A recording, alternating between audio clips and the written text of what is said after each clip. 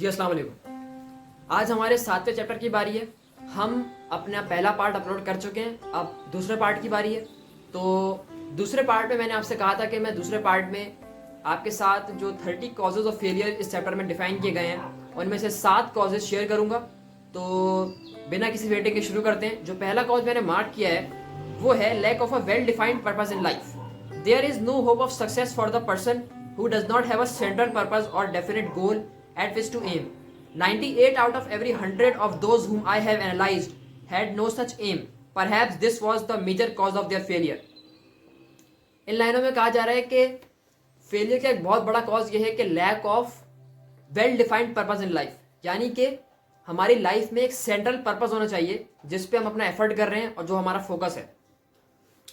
और जो इन्होंने एनालाइज किया है लोगों को, उनमें से 98 आउट ऑफ एवरी 100 जो पर्सन है उसके पास सेंट्रल पर्पस लाइफ में नहीं है। तो जिन लोगों के पास लाइफ में सेंट्रल पर्पस नहीं होता है उनको आप बिल्कुल इस तरह देखें कि वो एक कश्ती पर सवार हैं और उस कश्ती का कंट्रोल उनके हाथ में नहीं है, तो वो समंदर में खो चुके हैं। तो ये सेंट्रल पर्पस जो है ये बहुत इंपॉर्टेंट है और ये हमें अपनी लाइफ में इंक्लूड करना चाहिए। और अगर हम ऐसा नहीं करते हैं तो यही एक बहुत बड़ा कॉज बनेगा फेलियर का हमारी लाइफ में। अब बढ़ते हैं नेक्स्ट कॉज की तरफ। सेकंड कॉज है फेलियर का, वो ये है procrastination. Most of us go through life as failures because we are waiting for the time to be right to start doing something worthwhile. Do not wait, the time will never be just right. Start where you stand, work with whatever tools you may have at your command and better tools will be found as you go along. इन लाइनों में बात खोली जा रही है कि हम में से बहुत ज्यादा लोग फेल इसलिए होते हैं क्योंकि वो अपने काम को प्रोक्रास्टिनेट करते हैं, यानी कि डिले करते हैं। और वे सोचते हैं कि कभी ऐसा कोई टाइम आएगा कि हर चीज परफेक्ट होगी और हमारे पास सारे टूल्स अवेलेबल होंगे और हम तब जाकर अपना काम स्टार्ट करेंगे और सक्सेसफुल हो जाएंगे। जबकि ये रियलिटी नहीं है, ऐसा नहीं होगा। इस किताब में ये कहा जा रहा है कि आपको जो भी आपके पास अवेलेबल टूल्स हैं उनमें से आपको अपना काम स्टार्ट कर देना है और आहिस्ता आहिस्ता अपने आप को अपग्रेड करते रहना है। तो उसी जर्नी में आपको उससे बेटर टूल्स मिलेंगे और आप सक्सेस तक पहुंच पाओगे। तो प्रोक्रास्टिनेशन जो है वो एक बहुत बड़ा कॉज है फेलियर का, तो हमें इसको अपनी लाइफ से एलिमिनेट करना चाहिए।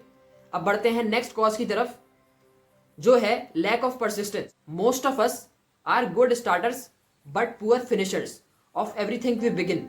More over, people are prone to give up at the first signs of defeat.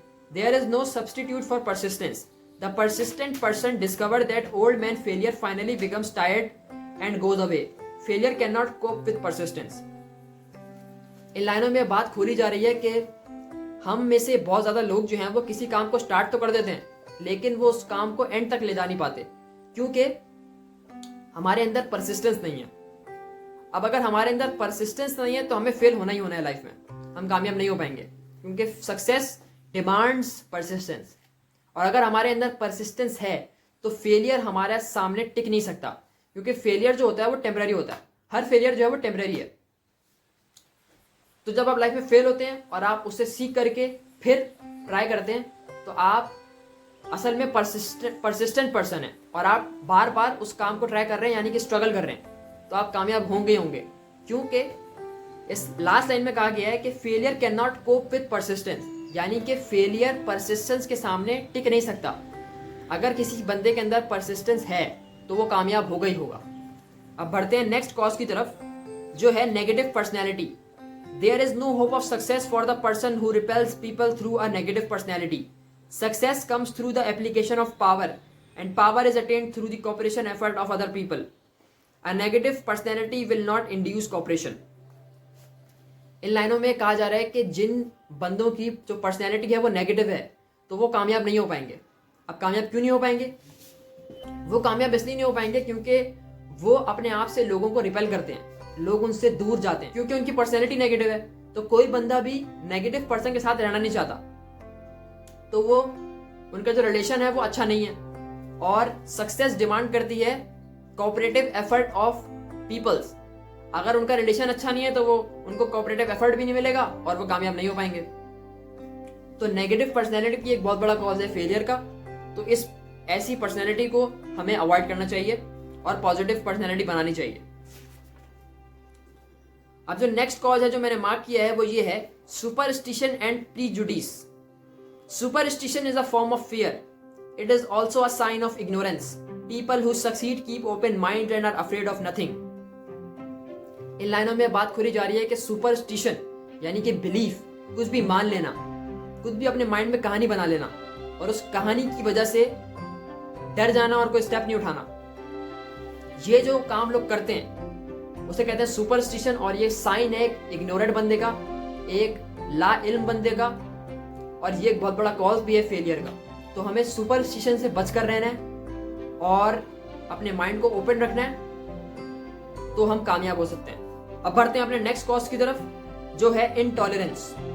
The person with a closed mind on any subject seldom gets ahead. Intolerance means that one has stopped acquiring knowledge. The most damaging forms of intolerance are those connected with religious, racial and political differences of opinion. इन लाने में बात कही जा रही है कि जो बंदा इनटॉलरेंट हो गया है, यानी कि उसने नॉलेज को एक्वायर करना बंद कर दिया है और वो अपने बिलीफ में फंस कर रह गया, यानी वो ग्रो नहीं कर रहा, तो ये भी एक बहुत बड़ा कॉज है फेलियर का। और हमें ऐसा नहीं करना चाहिए। हमें कंटिन्यूसली अपने फील्ड से रिलेटेड नॉलेज को एक्वायर करना चाहिए और उस नॉलेज को अप्लाई करना चाहिए।